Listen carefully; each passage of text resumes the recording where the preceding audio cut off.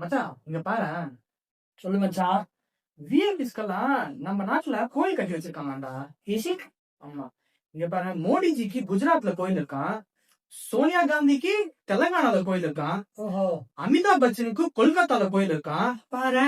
அதை விட நம்ம வெளிநாட்டு பிரதமர் டொனால்ட் ட்ரம்புக்கு நம்ம தெலங்கானால கோயில் இருக்கான்.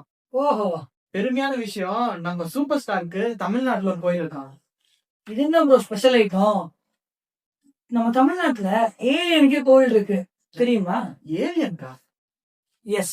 சோ அதை பத்தி தான் இந்த வீடியோல பார்க்க போறோம். வாங்க வீடியோக்குள்ள போகலாம். Hi, this is Dinesh and this is Fazil.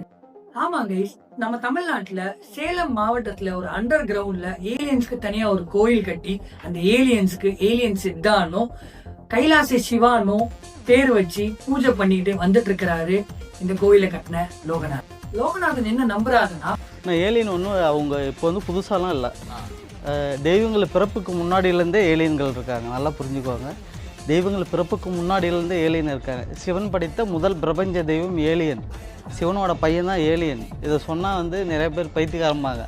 இது உண்மையிலேயே நாசா அவங்களுக்கு மட்டும்தான் தெரியும். அவங்களும் என்கிட்ட ஒரு 1.5 வருஷத்துக்கு முன்னாடி தொடர்பு கொண்டு என்கிட்ட பேசியிருக்காங்க. அவங்களும் வந்து அதை தான் சொன்னாங்க. இன்னும் சில வருடங்கள்ல ஏலியன்ஸ் பூமி ஃபுல்லா வந்துருவாங்கன்னு, அவங்க நம்ம மக்களோட மக்களா கலந்துருவாங்கன்னு சொல்றாரு லோகநாதன். அது மட்டும் இல்லாம நமக்கு வரப்போற பேரழிவுகள் இருந்து ஏலியன்ஸ் தான் நம்மளை காப்பாற்ற போறாங்கன்னு நம்புறாரு லோகநாதன்.